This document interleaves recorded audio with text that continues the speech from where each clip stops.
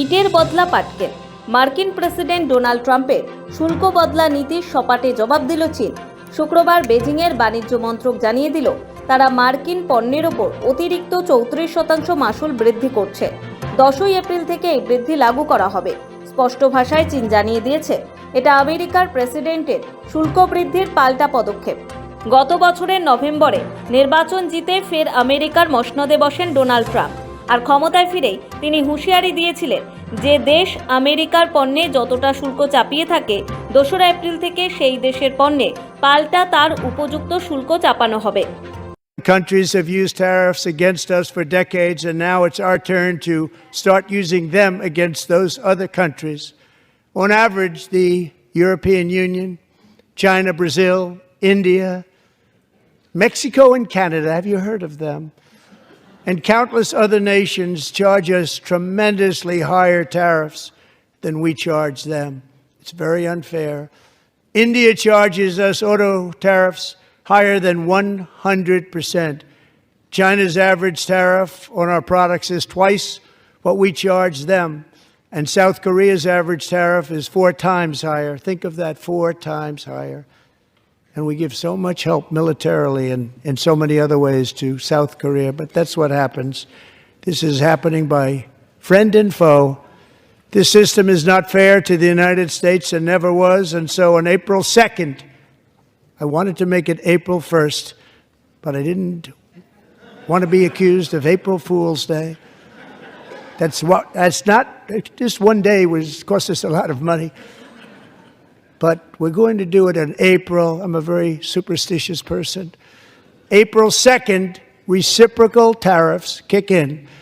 And whatever they tariff us, other countries, we will tariff them. That's reciprocal, back and forth. সেই মতোই বুধবার ভারতীয় সময় রাত 1:30 নাগাদ পারস্পরিক শুল্ক ঘোষণা করেন মার্কিন প্রেসিডেন্ট। ভারতের পণ্যের উপর 26%, চীন থেকে আমদানি করা পণ্যের উপর 34% শুল্ক আরোপ করে white house. If you look at that, China, first row, China, 67%. That's tariffs charged to the USA, including currency manipulation and trade barriers. So 67%, I think you can, for the most part, see it. Those with good eyes, with bad eyes. We didn't want to it's very windy out here. We didn't want to bring out the big charts because it had no chance of standing. Fortunately, we came armed with a little smaller chart. So it's 67%, so we're going to be charging a discounted reciprocal tariff of 34%. I think, in other words, they charge us, we charge them less. So how can anybody be upset? They will be, because we never charge anybody anything, but now we're going to charge. এর পরের দিনই চীনের বাণিজ্য মন্ত্রক বলে, অবিলম্বে এই শুল্ক বাতিল করতে হবে আমেরিকাকে, না হলে বিশ্বের অর্থনৈতিক উন্নয়ন বিপন্ন হবে। এইভাবে বাণিজ্য যুদ্ধে কেউ জয়ী হতে পারে না, এর মূল্য চোকাতে হবে আমেরিকাকে। শুক্রবার জানা গেল, আমদানি করা সমস্ত মার্কিন পণ্যের ওপর 34% শুল্ক আরোপ করেছে চীন। শুধু তাই নয়, 16টি মার্কিন সংস্থাকেও চিহ্নিত করা হয়েছে, যাদের উপর রপ্তানি নিষেধাজ্ঞা জারি করতে পারে বেজিং। এর ফলে বিপদে পড়বে আমেরিকার বহু ব্যবসায়ী, প্রভাব পড়বে মার্কিন অর্থনীতিতেও।